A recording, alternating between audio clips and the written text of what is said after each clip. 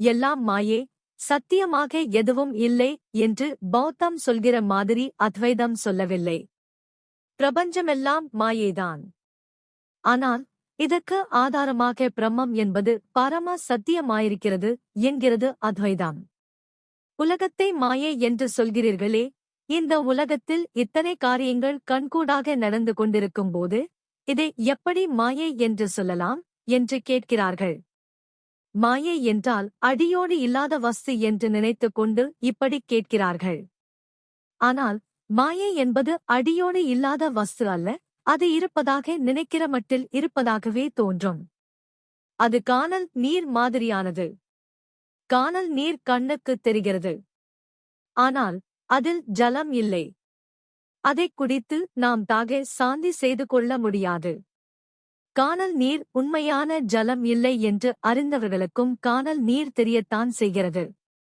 அவ்விதமே உலகே மாயம் என உணர்த்த ஞானிகளுக்குக் கூட லோகம் தெரியத்தான் செய்கிறது என்று சொல்வதுண்டு. ஆனால் அது நிரந்தர சத்தியமல்ல என்று அவர்கள் அறிவார்கள்.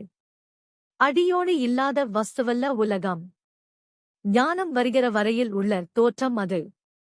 கனவு காண்கிற வரையில் கனவு மெய்யாக இருந்து நாம் விழித்துக் கொண்டபின் கனவு நசித்துப் போவது போல், நாம் அஞ்ஞானத்தில் தூங்கிக் கொண்டிருக்கிற வரையில் உலகம் மெய்யாக இருந்து நாம் ஞான நிலையில் விழித்துக் கொண்டவுடன் மறைந்து போகிறது.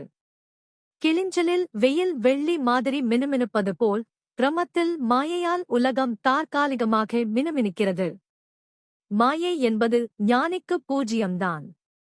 ஆனால் ஞானம் வராத நிலையில் உள்ள ஜீவன் தன்னை ஒரு தனி எண்ணாக வைத்துக்கொண்டு பக்கத்தில் இந்த பூஜ்யத்தைச் சேர்த்துக் கொள்கிறான்.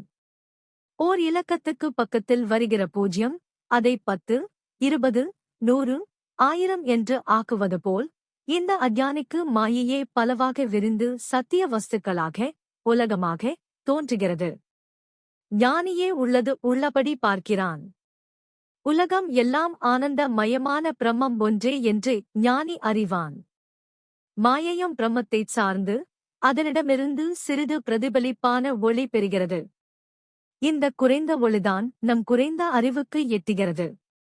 நமக்கு மாயையின் அற்ப பிரகாசத்தில் உலக காரியங்கள் தெரிகின்றன.